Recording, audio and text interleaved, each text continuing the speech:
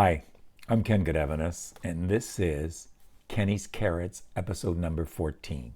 Today we're going to talk a few seconds about creation.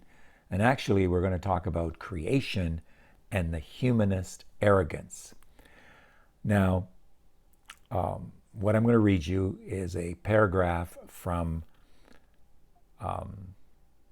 Christopher Watkins' book called Biblical Critical Theory. I'm going through that. It's very slow because it's very technical, but very deep as well. So here's some thoughts on creation and humanist arrogance. He writes, I was leading a teenagers' Christian summer camp in the north of England, I think in 2001. Each day we had 2 talks from the Bible, and one morning a friend of mine called Reuben gave a talk on creation. He had the teenagers sit round in groups, and each group was given a lump of Play-Doh. Reuben invited them to make their lump into whatever shape they desired. Then he asked them to change their model and make it into something else. The point he was illustrating, clear as day to me all these years later, was that if you make something, you own it and can do what you want with it. Now, of course, there's more to it than that.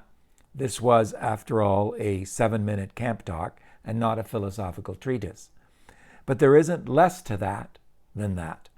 The doctrine of creation, as Terry Eagleton points out, is a salve for humanist arrogance.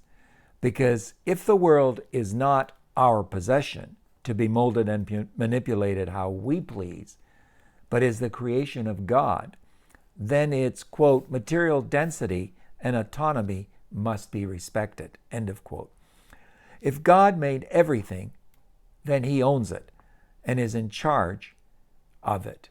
Conversely, if God didn't create the universe, if he is just one of its many inhabitants, like you and me, then the idea of sin as an offense against God does not make sense. And if sin does not make sense, then salvation does not make sense either. And we may as well forget the whole Bible. End of quote. Let me just add, stay tuned. There's more to come. Clearly all these things do make sense and they do matter. Have a good one. Please subscribe to our YouTube channel, Digging for Scriptural Gems.